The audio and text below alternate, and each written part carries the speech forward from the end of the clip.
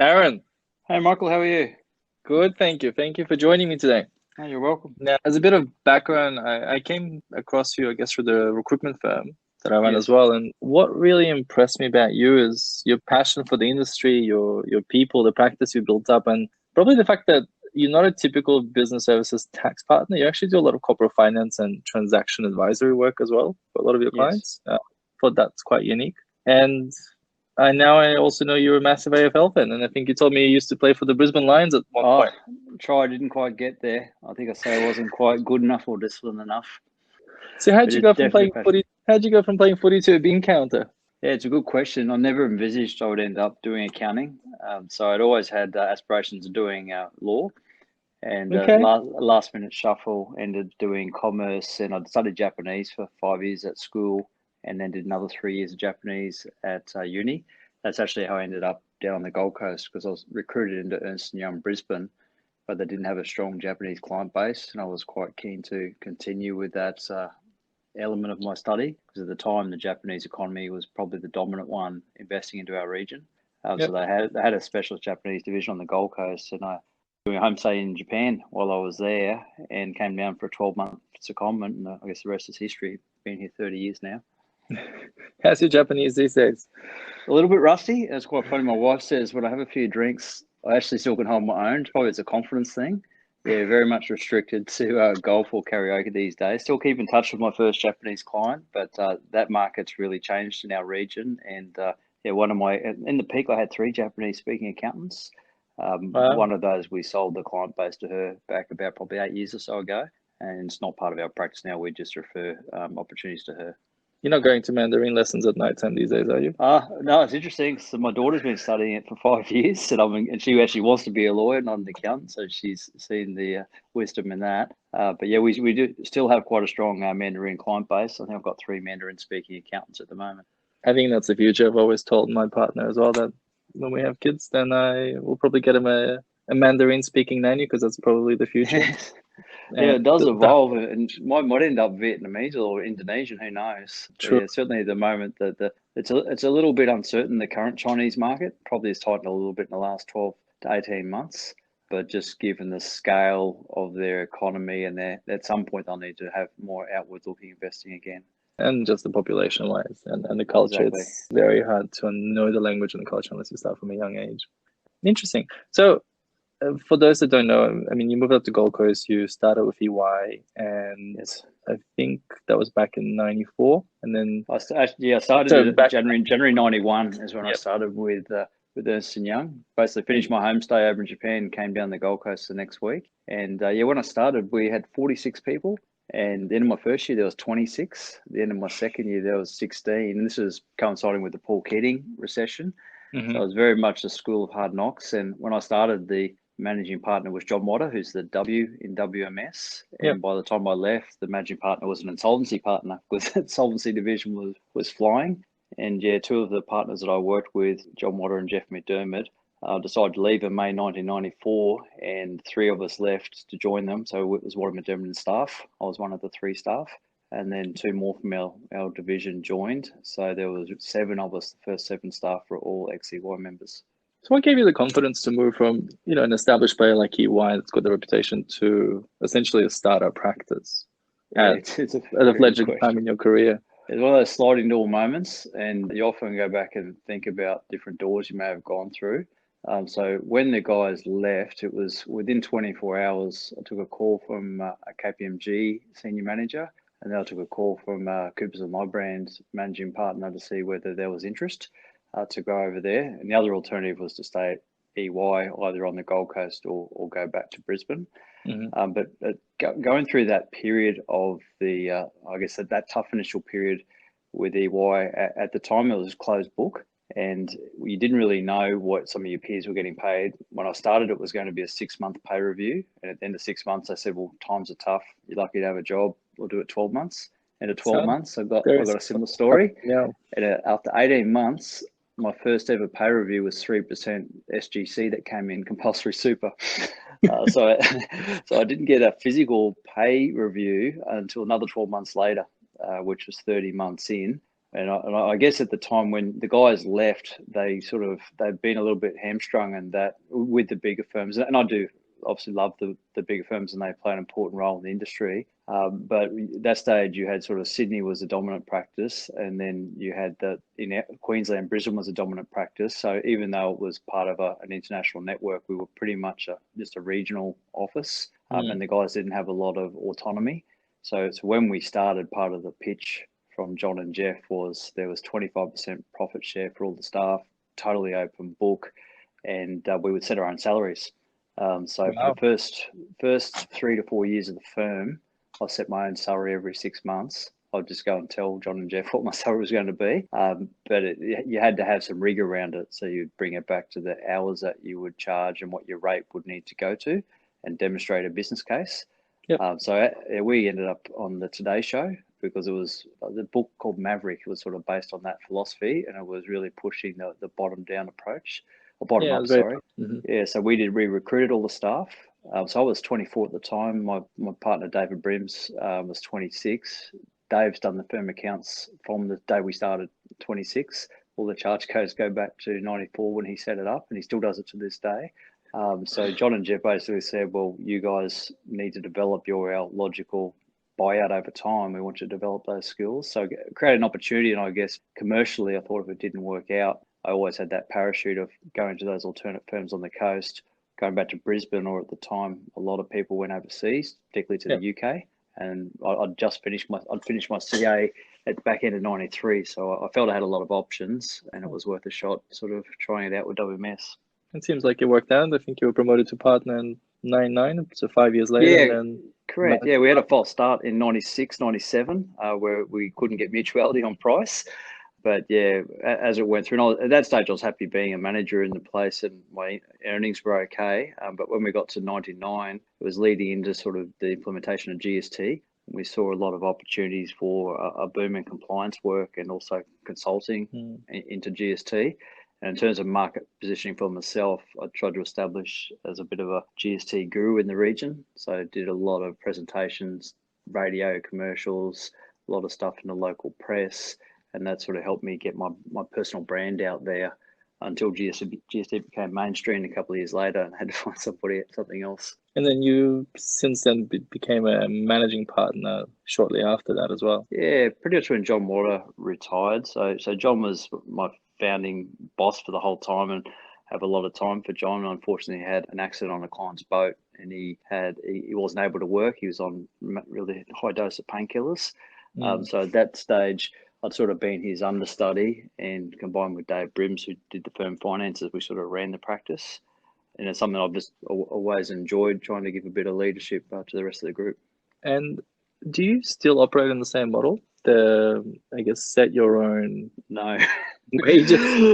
It worked for a long time. And when it started to lose its way is when you had people who were new to the firm. So everyone who started had come from that really difficult period. So we weren't getting any pay rises. You respected that commercial reality. So in order for us to get a pay increase, you need to be able to establish you were going to produce more for the firm. Yep. As the firm got a bit bigger and a bit more successful, and you had people who hadn't come with that background, you got a couple of what I call ambit claims. So if someone thought they might end up at, say, $60,000, they might ask for 70. So they're negotiating downwards. They probably didn't respect that it was mutual commitments to each other. As soon as one side, either the owners or the staff, didn't respect the process, it became very fragile. And then the other issue we had is you'd have someone who'd say, I want 60K. They'd do a business case. You'd accept that. Then they'd find out their neighbour had asked for 65. And all of a sudden they were disgruntled that the neighbour was getting 65, even though they'd assessed the market themselves, asked for 60. So you're creating a bit of an artificial market. So it certainly served its purpose, certainly for John and Jeff, to extract us out of that, at the time, Big Six environment. But as the firm got larger, it was just practically very hard to manage. And then when the Privacy Act was updated 4 or 5 years ago, we had to close the books. But prior to that, we still remained open book, but we didn't let the staff set their salaries. They could have input and make submissions, but it wasn't as structured as them actually setting their own salaries. Interesting. So how do you handle it now? in terms of remuneration and sort of bringing on new people as well that haven't proven themselves? Because obviously you're a proven quantity, when you Yeah, UI. yeah. So when we bring them at year end, I generally go to the other peer firms in the marketplace. So I have a good conversation with my peer managing partner at KPMG because we sort of see them as the most directly comparable firm. And there's probably about 3 or 4 other firms where we do share some intel, and I guess everyone respects the confidentiality of that intel. So that's just the first part, because at the end of the day, our staff, when they're looking at options in public practice, they're going to compare to those other peer firms. And then, like everybody else, you'll look at the salary surveys. You'll have an awareness of people who are applying for jobs and their salary expectations. And then you weigh up your overall product. So, for example, we've got really good office premises. Everyone's got 3 screens on their desk. We've got a training room that fits, when it opens up, 120 odd people. So we think we've got the best facilities. We've got some really high-end clients that have issues that you wouldn't get at every single firm. And we have a commitment to 26 technical training sessions. So that's fortnightly over the year. We have quarterly updates with, like, we have a corporate psychologist who comes. There's a lady, Petrus Lapis, who's the main trainer for the chartered accountants now in terms of some of those personal development. She comes in and does a quarterly training, and she also coaches some of our managers. So everyone gets 5 weeks leave. Pause it for COVID for a little while, but once you've been in our office for 12 months, you get 5 weeks leave as opposed to the standard 4. So you're weighing up all those, I guess, benefits of being part of the firm, and we want to be competitive in the marketplace, but it's safe to say we don't try and pay the most, because there might be other firms that don't have as many strings to their bow and pays their main lever. And then ultimately, when we go through that exercise, it's literally done in a spreadsheet with every single staff member. You then have a look at what your forecast billings will be, and then we work backwards to what's our desired range for our wages as a percentage of our turnover. So the main KPIs we look at, and they're sort of just playing with the same maths, is wages as a percentage of turnover or fees per FTE. Yep. And we have certain targets and certain ranges. And there are times where you agree over a 12 to 24 month period that you'll go outside those ranges. We talk about cup size. So we try and get about 37 to 38% our wages, and that excludes the partners. So I know in some of the good, bad, ugly, some firms are able to get around that traditional third, but we find because we have quite a high consulting client base, we need to have quite a high percentage of chartered accountants. So our wages compared to some of those, I guess, other firms that complete those surveys, probably a little bit higher. We also do our own IT. We've got 2 guys do 4 days a week each in IT, and we've got a full-time HR manager. So some of the people who submit those stats don't do that internally. They might outsource that. We know if we're around that 37 to 38, we're going pretty well. And when we get full, we talk about cup size. And there are times when you get full and you're literally stretching that rubber band, and then you're at risk of burning some staff out or being exposed if a staff member leaves. We decide to go get a bigger cup, so we might consciously go and put on some more people, and we might drift into around 40, early 40s. But the idea is you can go fill that cup and work on your efficiencies, and that's how you get your platform growth. But yeah, we try and benchmark to about 37, and we try and get as close to 200K per FTE as we can. We've never quite got there, but that's a target. We've hit over 190 a few times. We haven't quite got to 200. Okay. I mean, look, it's always a fine balance in terms of keeping clients happy, staff happy, remunerations, retention. Great. And I think we spoke about it before, but in terms of your retention in general, you've had really good numbers. You've had a lot of long-serving staff members that are quite loyal to the business. So you're obviously doing something right. I mean, how do you go about, what would be your most successful strategies to ensure that you do maintain the balance between sort of profitability, client focus, and also keeping your staff happy and, long term? What are some of the things that work for you guys? Yeah, it's a combination of things. The first one is we really get the guys to buy into the culture. So we have 5 core values that I guess everyone swears allegiance to when they join the firm, and for the staff that were around when we did that back in 2015, they were heavily, literally, actually, it was very gimmicky. But everyone that starts with our firm, we watch a video, Simon Sinek's Why, watch the first 11 minutes and 15 seconds of that. I can do it word for word, I can guarantee you for that. Yes, the 3 circles. And then we go through and explain the firm's why. Then we go through the firm's core values. It takes about 45 minutes from start to finish. But it's very important I do every one of those personally, if it's an office junior or a senior manager, because I want everyone to get that consistent message. So the one-on-one, do you sit with them and actually do one-on-one, unless there's a couple who join. So we have an intake of grads in February. It might be 3 or 4, depending on what year it is. But yeah, generally I'll do them one-on-one the first hour of their first day. And that's you personally, or any of the partners? Me personally, no, only myself. Okay, so just something that so I mean, a junior, spending time with the managing partner, going through all the values. I mean, that's a pretty powerful thing as well. Yeah, 17-year-old Chelsea is the most junior one I've ever done last year. But I think it's just important that everyone understands what we stand for. And if you look at our website, there's a video on the culture and the purpose. That's an unscripted video. So we just had some people walking around with video cameras saying, "So Michael, what do you think of love it? What does that mean to you? That's one of our values." And the staff just rattled it off because over a 2.5 day process, they'd all contributed to some degree. So they felt a degree of ownership and they understood what the things meant to us. So when you get to tough times, and obviously we've had some in recent times, we always try and stay true to the values, and we do a lot of pulse surveys, and we tend to ask, have we stayed true to the values? Because we want the staff to hold us accountable to it if we don't do it. But like most firms, you struggle with that embedding process. So taking it from what's written on the wall into how you interact on a daily basis. Exactly. Yeah, because a lot of firms have that, right? They all have culture and mission statements and values. Right. A lot of it is BS for most staff. They look at it like, okay, it's just fluff. Yeah. The hardest thing is to live them and exemplify them. Yeah, you're correct. And the main thing is to say is you want to just bring it into how you phrase things. So I might say, grab the helm's our second one, which basically means take charge, be responsible, change yourself.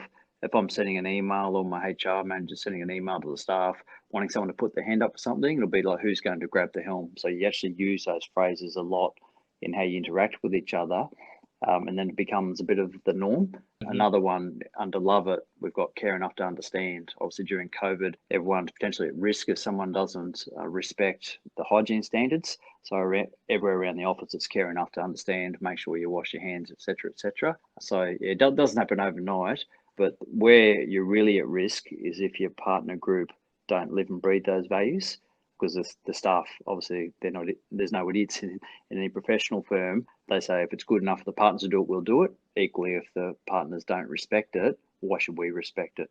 So, so that's why you want the staff to be able to call BS, so to speak. And coming back to that first part of the question is why have they stayed? I think they just probably feel part of the family and they feel that they trust. I think the hardest thing in any professional relationship, be it with your staff or with your clients, is to develop the trust and then maintain the trust.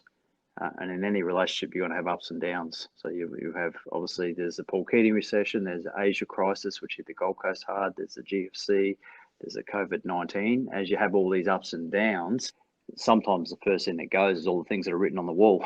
And people goes, it's every person for themselves, or people become turtles. They just go and hide it in their shells. And that's why when we go to make the decision, every time we make a decision as a partner group, at the end, we come back and say, is that consistent with our values? And if not, why are we rationalising still doing it? And how are we going to communicate that to the team? So we have a quarterly meeting with the staff, which is generally between 40 minutes and an hour or so.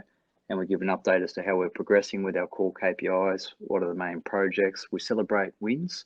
So staff who have been with us for 5 or 10 years or sometimes longer. We've got one that went over 20 years. We do a video which show all the pictures as they've evolved and the different hairstyles and what have you. Yeah, and then but then they feel part of the family, so that's a very big part of it. Okay, and you touched on, I guess, the difficult times of the moment. How do you feel your team, both from the partnership group and also the staff, have handled the COVID situation? Yeah, I've been really happy. Our region has been hit reasonably hard, and therefore our client base has been hit reasonably hard. So the main one is tourism. So we act for quite a few traditional pubs, hotels, motels, inbound tour operators. just that sort of knock-on effect. Yep. So early days, like everyone, it was crisis management. So we sat down in two groups. The first group was the broader leadership team, so the partners, managers, and down to seniors. And we said, look, our clients are going to need regular comms. So what was the best forum to do that? And we had a bit of a tiger team that we put together in Microsoft Teams. And we were doing updates to that every 2 hours, probably for about 4 to 6 weeks. And it just got momentum. So as someone posted on there, someone else almost wanted to contribute as well. And you had this fantastic, I guess, leverage of everyone, we say grabbing the helm and running with that. So there's a lot of comms going out via email, and our website was updated. So the hits were coming through our website were the highest we've ever had. And we monitor every time we send a campaign out or a newsletter out as to how many receive it, how many open it, how long they're on our webpage. And the feedback we were getting from lawyers and others was that I'm waiting for your updates each day because they're very practical. So that worked particularly well. And then the second part was how you're going to communicate internally. So once everyone started going from home, it was a little bit more difficult. And so we tried to I did a video every 2 days to start with, and then once a week after that. For your staff or clients? Yeah, just for the staff. Yeah. So you go into Microsoft Teams and you just meet with yourself. It's a bit strange. Did my first one with the headphones on, and one of my partners, AK, reached out and he said, mate, you better off ditching the headphones. It's a little bit impersonal. So I'm a big fan of Survivor, both in Australia and the US, and Jeff's famous for being one take Jeff. I can guarantee I'm not Jeff. I generally got it in 2 or 3 goes, but generally between 6 and 8 minutes. And I just agree with my partners in the broad script, and it's really about letting the staff know that we were concerned about them. We were dealing with what we knew at the time, and letting them know that things were choppy waters. There would be regular change. And the other key part was that we'd make mistakes. So because we invite feedback all the time, the risk is when you make a mistake and you get the feedback, as you say, oh, that's a bad thing. At the end of the day, when you're trying to make decisions in the eye of the storm, of course, you're going to make some decisions that with the benefit of hindsight aren't right. So it was really just, So say, this is what we know now. And then I'd follow it up generally with an email, because some people, when they hear when you spoken word and they see you, they filter it a little bit. It's just human nature. So I do the video, which had that, I guess, personal touch, and with my emerging grey beard from home. And then you would have followed up with the email, just set it out very methodically. And one of my other partners would cast their eyes over it just to make sure it was reflective of the combined partner's view. Okay. And some Survivor memes or GIFs to go in the email as well? Yeah. We try and have a bit of humor. And we had in the teams, we had a social one. So the first week it was show your pet, your furry staff member. So we want to be showing their dogs at their desk or whatever it was. Then it was what you're having for morning tea. We had a couple of virtual morning teas. Because cabin fever, across any office, you got your mix of introverts and extroverts. So certainly those extroverts who love that human interaction, but you want to have some forums for them to be able to mix. We actually had 8 staff who stayed the whole way through, and generally it was they didn't have a setup at home that was suitable for them, and because their office is so large, they were able to have massive distance between them within the office. But started to run out of ideas of what to do in Zoom meetings after correct 6 weeks. The first thing I noticed was I wanted to attach games room. I took over my kids' games room. It's about 30 minutes from my house. My internet wasn't quite at a commercial standard, so I had to toggle off my phone. And because I was doing video calls all the time, you just chew through an enormous amount of data, but you quickly adjust to it. And I think the main thing now is to take out the positives. You show that your technology is able to handle that remote work, because we run off 7 terminal servers. So we actually technically work remotely every day when we're at our desk, but the system held up particularly well. There's the odd hiccup with the phones. That's probably the only little bit of weakness that we had, but that was a little bit unavoidable. It was linked to internet, some of the girls' homes. And now I think we're looking to refresh. We did a survey recently asking that, now you've been through this COVID exercise, would you look to work from home more often than you did pre-COVID? And 75% of the staff said they would. So we're just in the process now trying to refine those processes. Up until then, anyone who's a senior or above could just work a day from home, no questions asked. And every staff member is able to do an hour either side, no questions asked. So looking to open that up a little bit more. We're also looking as to whether we replicate the setup at home to what they have at work. So for those ones who want to do more from home, Screens and all of that. get through 3 screens, the same machine, the exact same setup, so Yep. that they're more efficient working from home. Because some of our staff who were showing signs of being a little bit tired and ragged pre-COVID, when I hadn't seen them for 7 or 8 weeks and they came back to the office, it was like, yeah, they had colour in the face, looked like they'd gone had a makeover, and they attributed some of that back to not having to get up, go through the routine of getting all your makeup on for front of the ladies or shaving for the guys, getting into the car and going to the work, just being able to work at your own pace. So yeah, there were quite a few positives that came out of it. It's equally with the clients, as virtual meetings, a lot of clients now saying, well, let's just meet on Zoom or let's just meet on Teams. You don't lose that period of driving out to the client's premises all the time if they're happy to share screens. How do you find that's affected productivity? Because that's obviously the big issue for everyone. Yeah, it's held up remarkably well.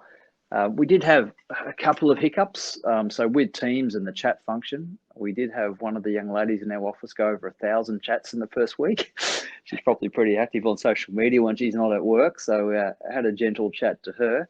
But again, I didn't mind it that much because you need a couple of social butterflies, particularly in that first week or two, just to keep people sane. But once you get back to a business as usual, obviously you need people focused. But yeah, we have a process where we share productivity, and it's more a focus on the results. What are you getting through? Compliance season, how many returns are you lodging? Things like the SMSF we monitor when funds come in, when they're at review, when they're in audit, those types of things. So we did find a massive drop in productivity.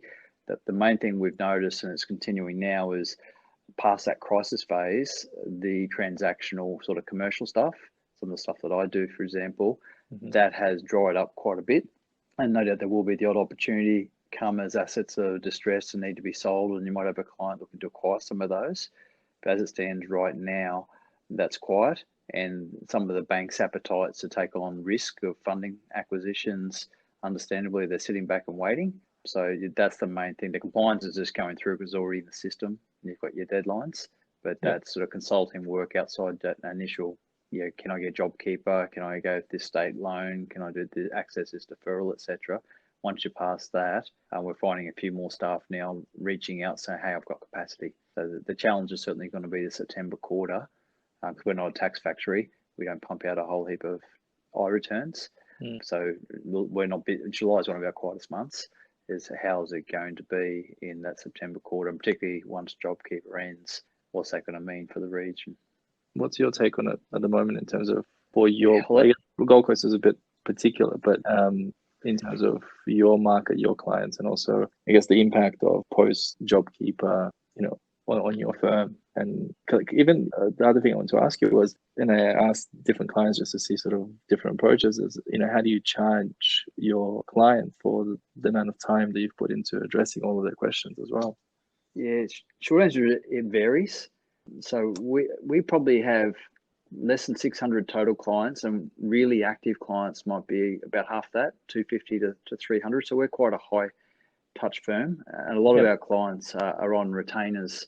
So you sort of know based on history how much sort of time that they take. So some of those you went over your standard retainer, and that's, I guess, just absorbed in any relationship. There's times where you have to give a bit and maybe take a little bit. There's also certain clients, like our very first ever client, the very first invoice we issued at Water McDermott staff in '94, still one of our bigger clients ever in an industry which is heavily tourism based.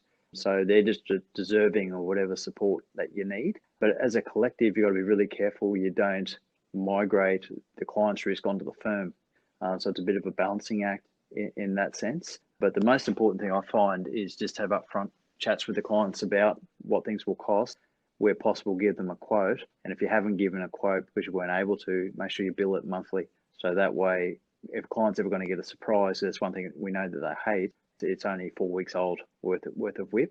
And just making sure that you have that, same as the staff, you have that regular communication. All the stuff we were doing, I was talking about before on the website and the Q&A, that's just done as part of your broader marketing. So a lot of the questions that came from clients, we just could direct them to that because it would address that specific question that they had in those questions. So with that group, every time there was a question that we hadn't considered, they'd share their answer with the group, and then it would go on to that communal one on the intranet. So you're getting that leverage of the next person not having to go research that particular issue. That worked quite well. So it's a lot more efficient than one to many. Yeah, it is. It comes down to one team. One team's our last value, and it's something that we do struggle with from time to time because we work in 5 compliance workflow teams, and then there's my corporate team, and then there's the SMSF. So people have KPIs that are team specific, but ultimately you all work for WMS. So trying to get that leverage and the power of many minds is a challenge, but I say that COVID's probably the period where we've nailed it better than any other time during our 26 years. Just because you come together as one firm, basically?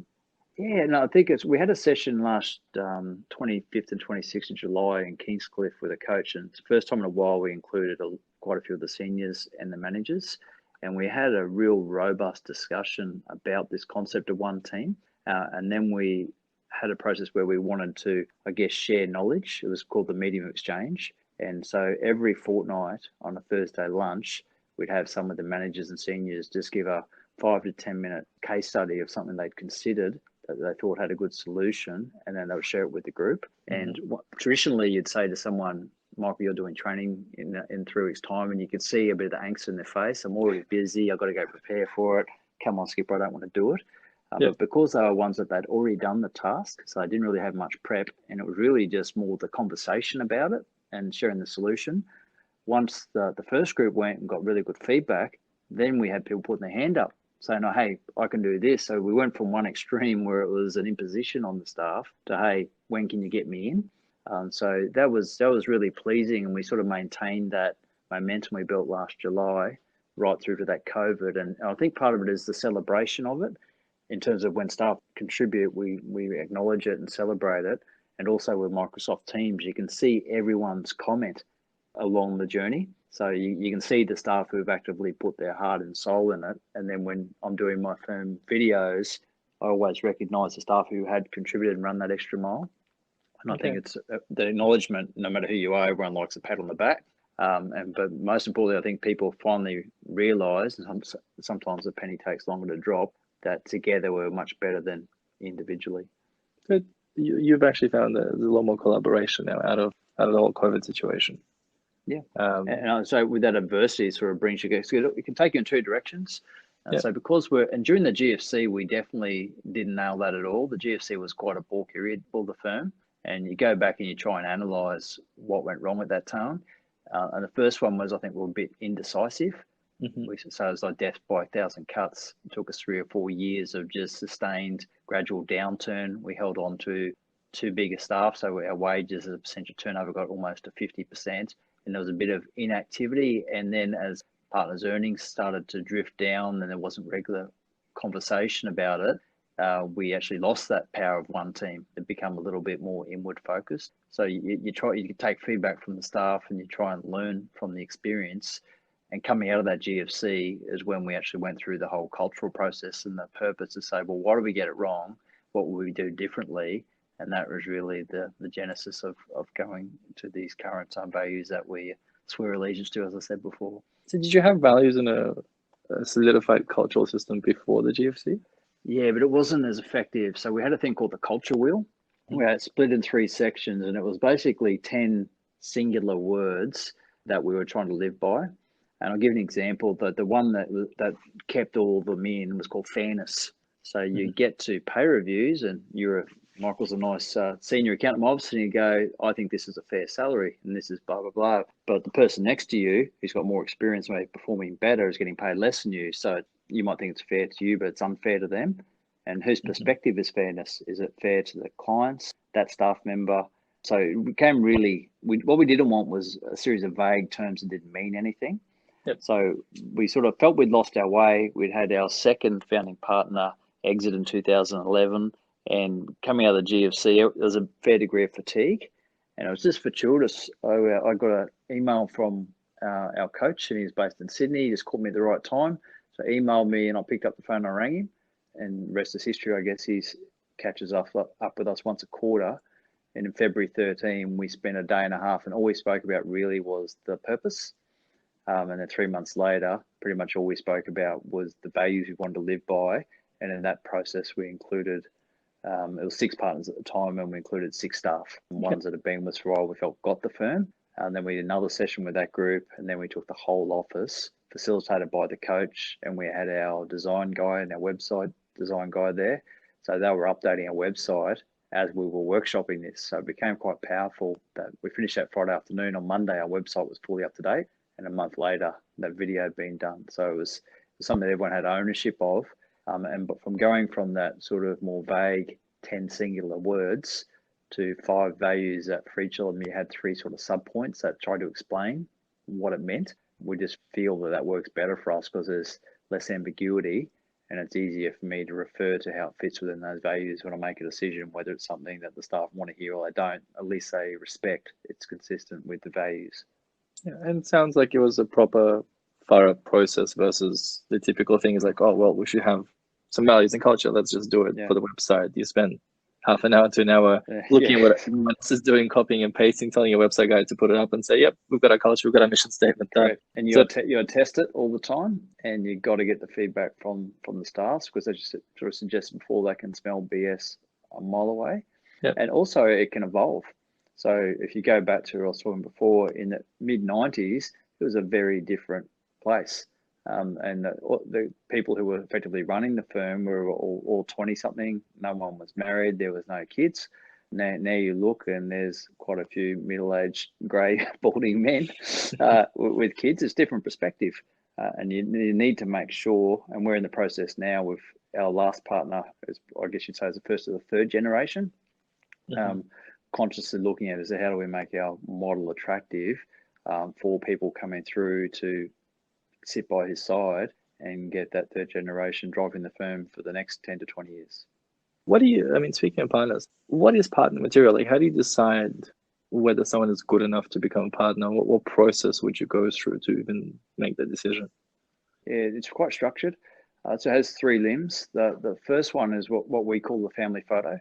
If you don't fit in the family photo, you don't go past go, because you spend a lot of time with your business partners, often more than your life partners. So you don't need to all be the same, but you do need to believe in the same things. So it's really, do they live and breathe the values? Do they bring energy to the group? And that's tricky, because not everyone brings energy consistently, and every firm needs a couple of black hats, people who'll question it, but you've got to, I think, fundamentally have energy. And you also look at people who have that owner's mindset being able to make harder decisions. There's not all handing out bouquets and annual cultural awards. Often you have to make decisions for the good of the firm. So that's step one. That's sort of like the foundation. The second layer is their product as an accountant. So how they manage the clients, how they develop their team, technical excellence, be it they might want to be a tax specialist, have they gone and done an M-tax or something like that. And contributing through via firm roles. So firm roles might be, we have a group that meets each week, which focuses on our precedents and our systems, WMS operations team, participating in stuff like that, or a project when we're looking at changing some underlying software platforms. People who'll do that often early in the morning on a Thursday or a Friday morning, they do it because they want the firm to be better. Those 2 layers sort of get you to a senior manager type role.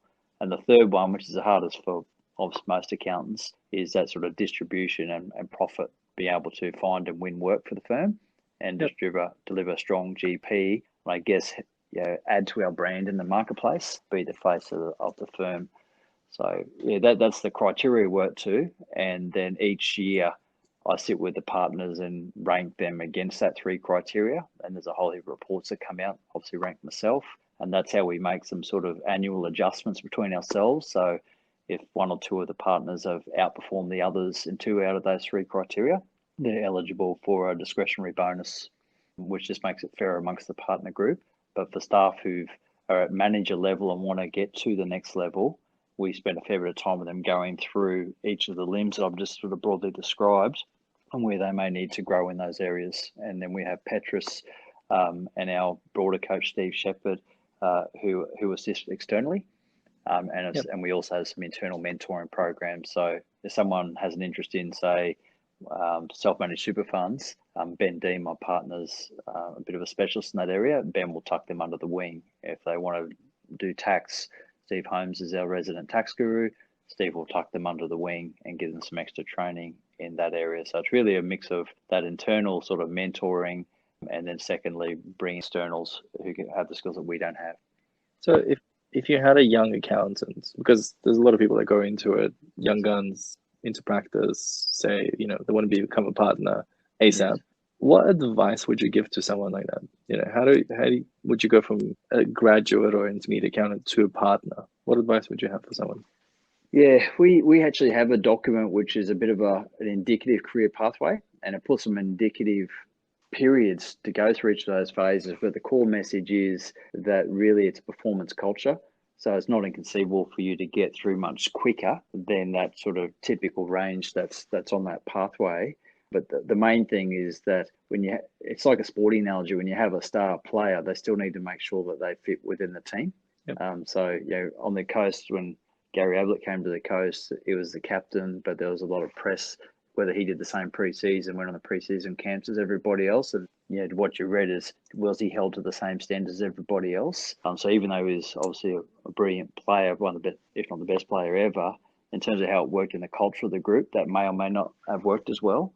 So we encourage people to have ambition, encourage people to want to come through the ranks, and then you're balancing that just to make sure that even though they're a star player, if they are a star player, just we want to leverage their skills. So if they're particularly good at tax, an important part of their role will be mentoring other staff. That helps with that team development I talked about under the product phase. But there's no hard and fast rule. We've had partners at 20s. I certainly was a partner myself in my 20s. Typically in a firm like ours, you'd be aiming to become a partner between 30, 35 if you've gone through that traditional route. But what do you think some people, because obviously not everyone can be a partner, not everyone realizes that, everyone comes in with that aspiration, but there is always a natural talent or certain traits that people exhibit that have it. And, from my experience, I think people can do the work and the product. Yes. But the biggest thing that holds them back is usually the BD element, the ability to... Yeah, that's that distribution profit. It's the old farmers versus hunters, isn't it? Yeah. So it's a tricky one. Is there space for both? Or do you always, do you find that you always need to be a hunter to become a partner? Or can you just be... No. Because some firms have a different model where they combine the two elements together. Yeah, it's a very good question. So in our group, not everyone's a hunter, but the farmers are particularly important because certain hunters may get bored if they have to farm over time, and ultimately someone's got to deliver on the promise. I had one of my founding partners, Jeffrey, so I want to soar with the eagles, and my other partner, Steve Holmes, said that's fine, but someone's got to know how to fly.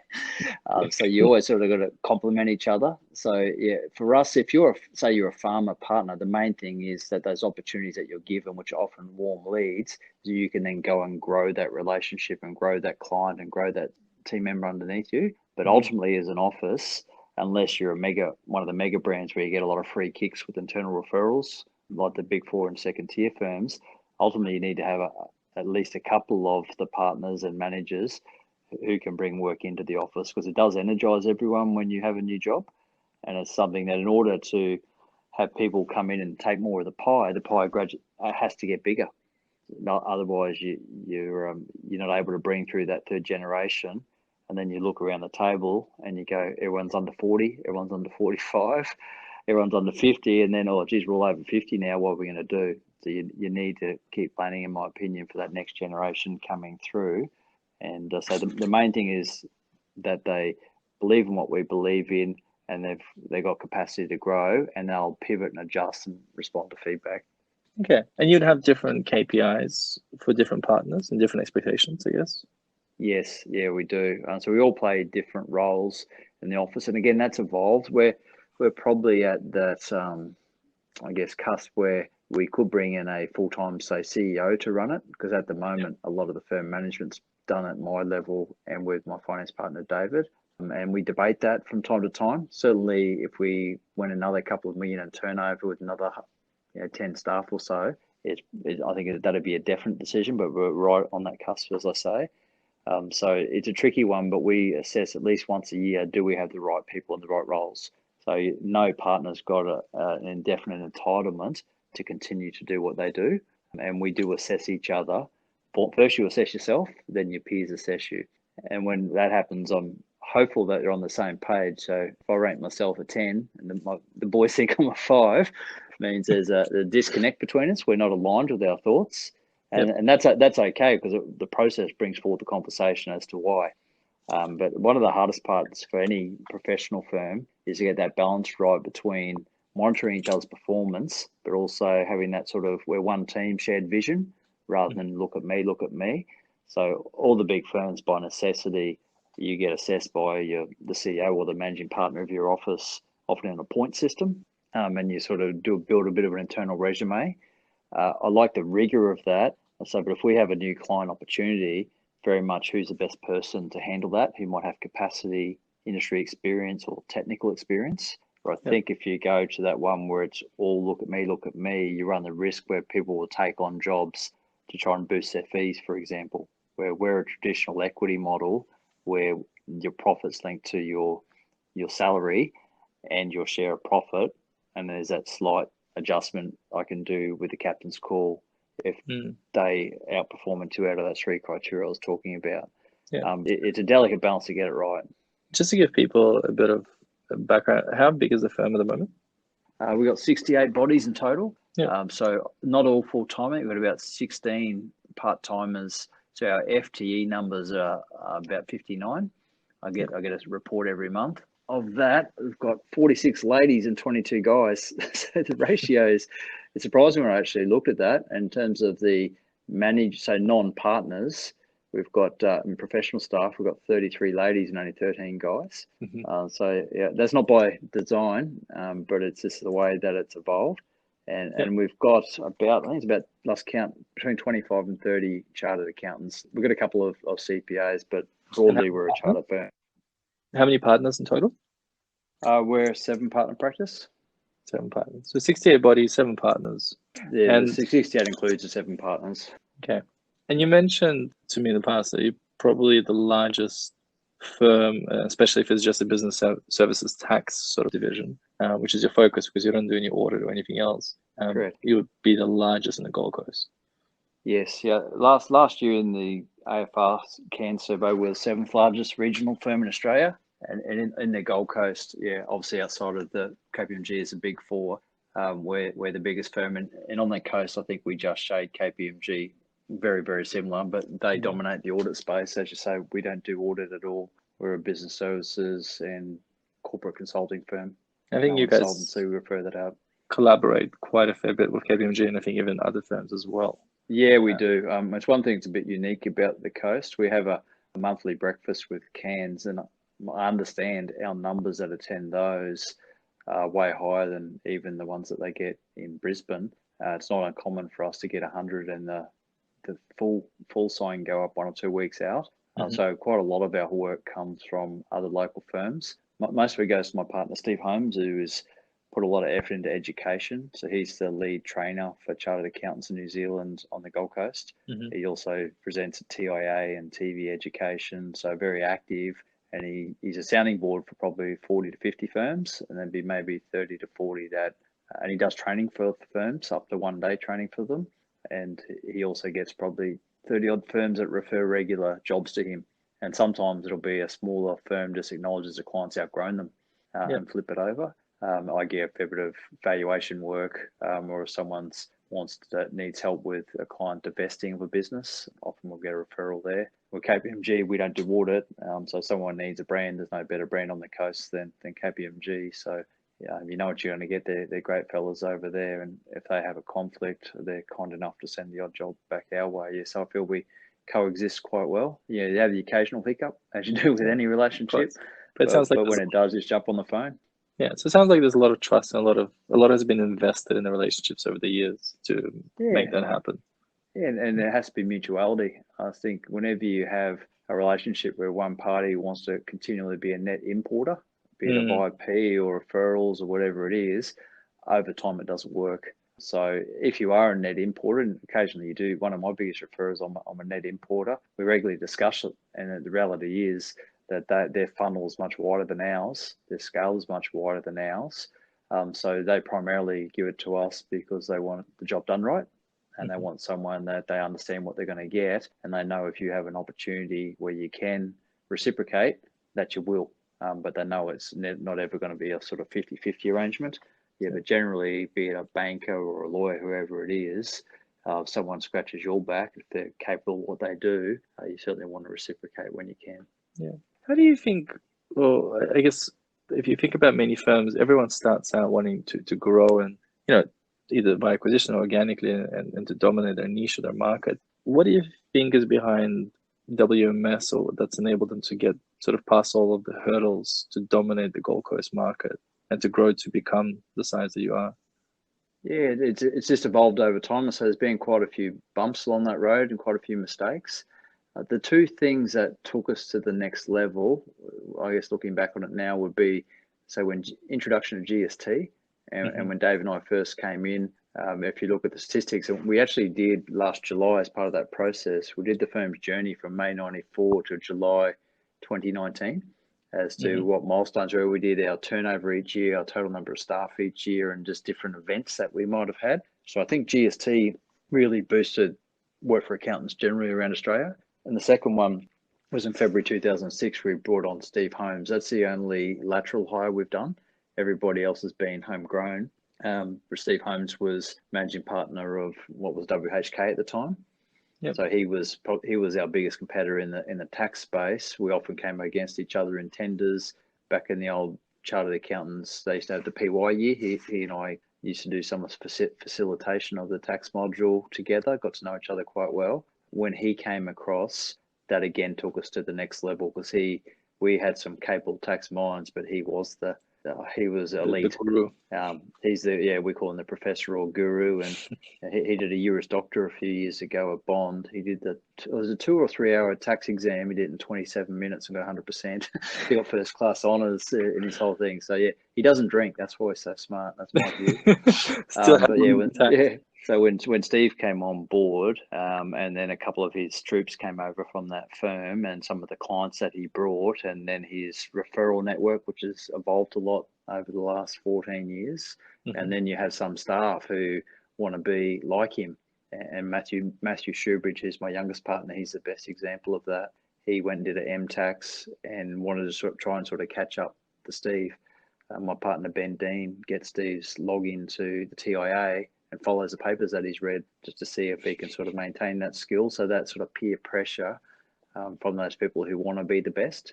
It's like when you're doing when you're training at the gym, if you can do it with a partner or a couple of partners, you get a bit of internal competition. I think that was a real kick. And if I'm able to get a lady to join our group, so we've got a couple of staff in mind, and I'd be open to the right lateral, I think that would give us another massive boost because that's the main thing I think we're missing at the moment. Okay. And I guess if you were starting a new firm today, yes, from scratch, how would you go about growing it as quickly as possible? Yeah, it's the advantage people have starting in practice now is you can do it with a lot less overheads. So when we started, our software spend in 94 was about 70 grand, which is an enormous amount of money. And our laptops, I remember it clearly, we had these old black and white laptops that were colored through a monitor, they're $4 and a bit grand each. And the one color one we had was 6 grand. So if you take that 26 years ago dollars, it's huge. Now, the quality of the software and a lot of the analytical software, you don't need the big mothership. So we've got about 1,100 meters here. Rent obviously is quite expensive. So if you're able to start a firm and remain nimble, get the right processes in place, and then have those one or two couple of anchor clients that can give you the confidence to maybe leave your existing firm, or even if someone wants to do it by way of acquisition, then it's like any business, you just got to deliver on your promise. So it's a matter of you continually do the right thing by the clients, and you have open and frank discussions on the fees and the value, and you seek feedback, then that word of mouth referrals will come. I think the firms that struggle, and we all do it from time to time, is when you get a little bit inward focus and you disconnect from your clients. So you end up with some clients who aren't necessarily promoters, they're more just staying with you out of familiarity. But yeah, I think the other advantage is to have another partner, or at least another partner where you spread the load a little bit, and ideally someone that's not a clone of yourself but maybe complements you.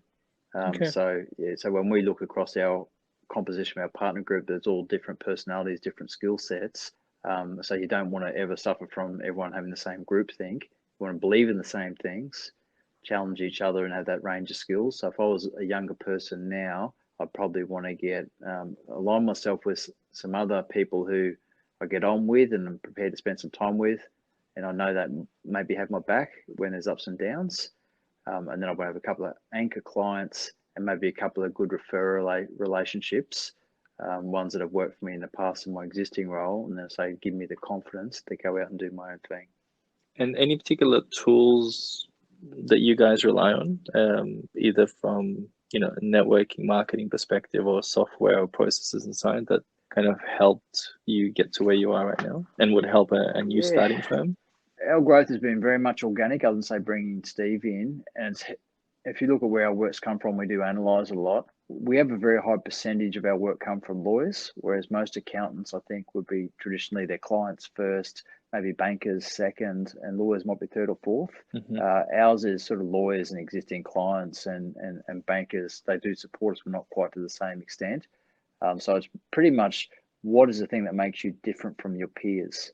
So we get work from the lawyers because we have that higher level of tax expertise and corporate expertise. Yeah. To my knowledge, I think I've got the only AFSL within an accounting firm on the Gold Coast. So there's only the business valuation specialist designation. There's only 6 on the coast. 2 of them are in our office. So and with Steve, we've got that high end tax, and with some of the other partners who sort of followed his lead.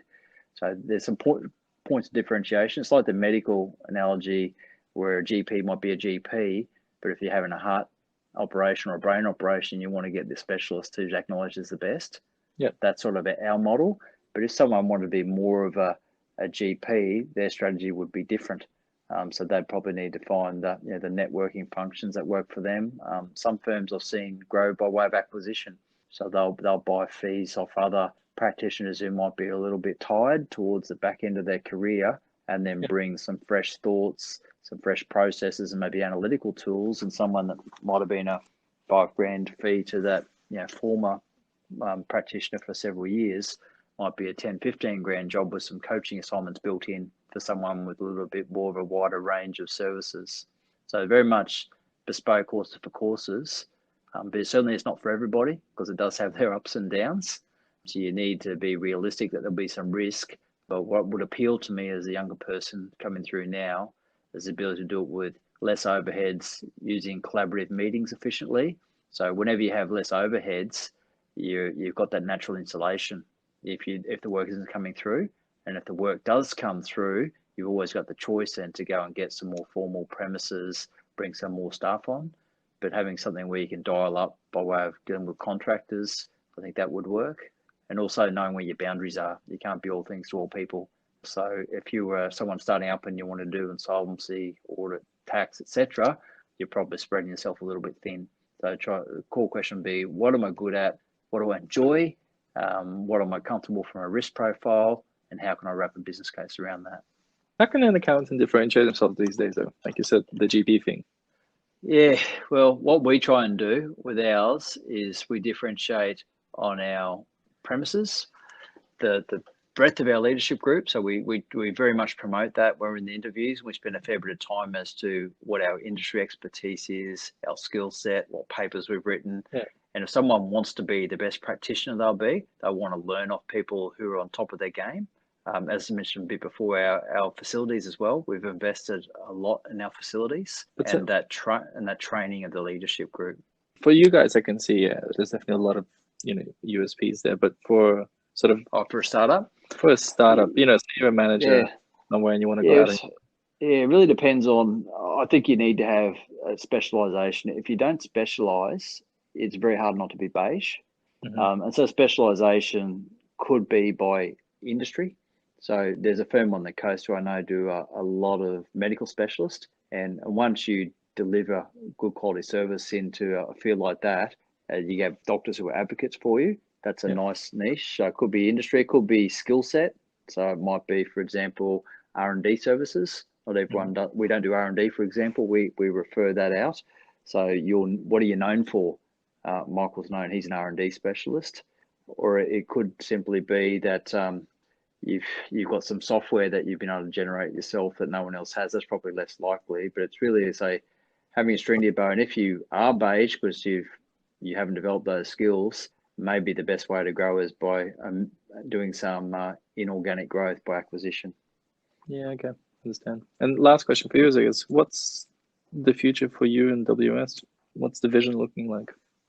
Well, our vision that we set was to own the coast. We think we're right up there. Whether we own it or not is another thing. So my personal goal, and I think my partners would be aligned with it, is I'm very keen to develop that third generation. Because I had certainly really good grounding from the two partners who founded this firm in different ways. They had quite a big influence on, I guess, the way I operate, and I think and their DNA is heavily in the firm.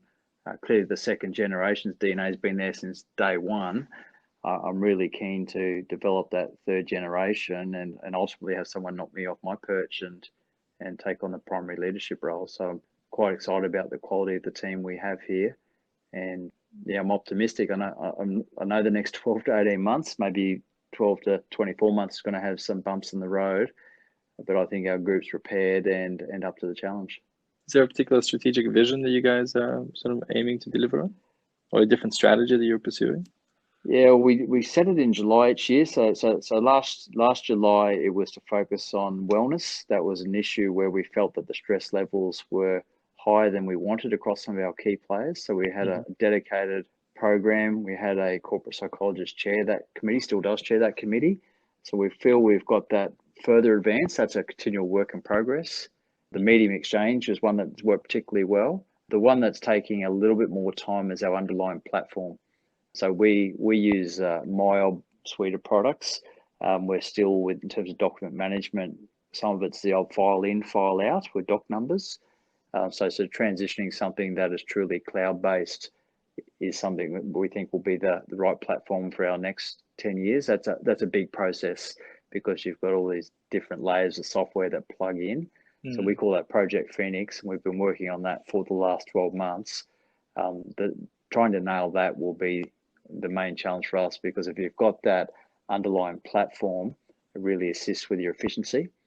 Because if you assume that in choppy waters, the traditional fee growth may be harder to achieve, you really want to capture more of the time that you spend.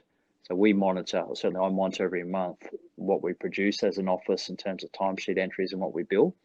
And the leakage there is more than I'd like it to be. So even if the demand doesn't materially change, by capturing more of what we do, that'll enable us to preserve our sort of profitability. And then that improvement in the processes, then you can leverage that when the market inevitably turns. So yeah, probably the main one will be to nail that underlying platform, but it is a big task. The other ones are able to get in, concentrated effort, nail it. This one we knew was going to be an evolving process, and probably I don't know whether we've allocated fully enough resources to it as yet, but with this pending downturn in the September quarter, I'm determined to see that through, and hopefully the July discussion with the partners and the 15 or so seniors and managers who will participate in that, hopefully we're all aligned on that being the primary focus. Kaizen-based internal improvements, basically. Yeah, it's really that underlying platform. So we've been on the same platform for about 12 years now, and they have a new product in the marketplace where I think we're one of their largest, if not their largest one in Queensland. So they've Which platform are you got? It's a MyOb. It's a MyOb MyOb AE. Yep. So accounting enterprise. So there is one that's a cloud-based one. So we're assessing whether to run with that or look at something like a Microsoft Nav. There's a couple of options that we're looking at. And ultimately, you just really got to have your wish list up there, prioritize in a bit of like a decision-making matrix, and then go through and see which one ticks the most boxes. So it may well be we stay with the new MyOb product, and they've certainly given us good service over a long period of time. But where we are right now, I feel we've used that platform, squeezed as much out of it as we could, and there are some inefficiencies. And ultimately, we all sell time. So if you can do something in less steps and get it right the first time, it creates time to thrive. And that's a concept we raised last year, was time to thrive. We felt we were a little bit stretched, particularly with our best players, and fatigue doesn't lend itself to innovation. So if you can get away with some of those things like the crashing in certain systems and things like that, whenever you do your surveys, IT crashing would be the topmost accounting firms. Our IT survey is generally particularly good. So we've invested a lot with those two resources in house. But once your platform gets a little bit tired, it's time for a change, and that's certainly what we're looking for the next 12 months. Excellent. And Aaron, last fun question. Anything that you've been watching or reading during COVID that's really got you excited that you've been sharing or talking about? I'm not an avid reader, but I do like my streaming. And I don't know if it's great for the family dynamics. I think we're a modern family where I'm watching in the movie room. My wife's got her headphones on a laptop. My daughter and son are in their rooms watching YouTube or streaming, and my youngest, who's 8, is tapping away on a phone with headphones. So, not great for family conversation. But at the moment, most people in my finance game like their suits and beans, and certainly I like those. But I'm watching Yellowstone at the moment. Yellowstone. Kevin Costner on Stan. I find that quite good. Okay. Not the nicest man in the world, but it's fun to watch. Thank you for sharing that. Aaron, thank you so much for your time. I really appreciate it. No worries. Have a chat. See you later. Bye-bye. Cheers. Bye.